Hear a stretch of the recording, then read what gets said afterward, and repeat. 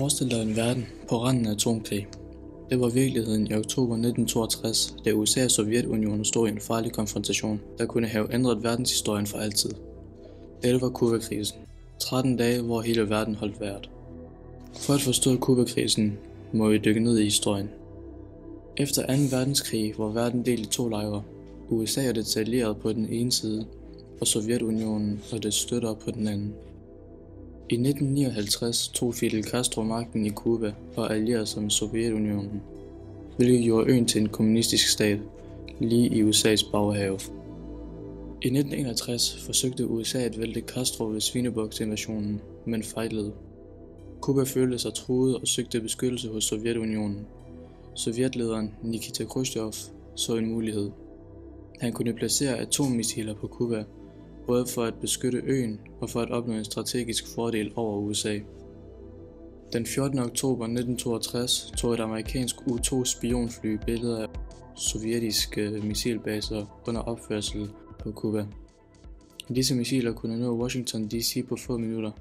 Da præsident John F. Kennedy blev informeret, stod han over for en af de største kriser i verdenshistorien. Den 22. oktober holdt Kennedy en tv-tale til nationen, hvor han afslørede Sovjets planer og annoncerede en total blokade af Cuba for at forhindre flere missiler i at ankomme. Verden befandt sig nu i en farlig magtkamp mellem de 2 supermagter. Amerikanske og sovjetiske skibe var på kollisionskurs, og et enkelt fejlagtigt skridt kunne have udløst en atomkrig. Mens hele verden ventede, forhandlede USA og Sovjet bag lukkede døre. Khrushchev indså faren og gik med til at fjerne missilerne fra Cuba, hvis USA til gengæld lovede ikke at invadere øen. Derudover indvilligede USA i en hemmelighed i at fjerne sine egne missiler fra Tyrkiet, som også var en trussel mod Sovjetunionen. Den 28. oktober annoncerede Khrushchev, at Sovjet ville fjerne missilerne fra Cuba. Krisen var afværget, og verden undgik en altødelæggende atomkrig. Cubakrisen førte til bedre kommunikation mellem USA og Sovjet. En direkte hotline blev oprettet mellem Kreml og Det Hvide Hus for at undgå fremtidige misforståelser.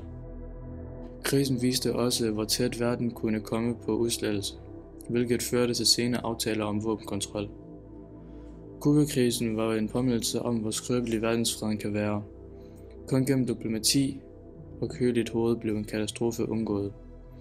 Historien viser os, at selv i de farligste tider kan dialog og forhandling forhindre den værste skæbne.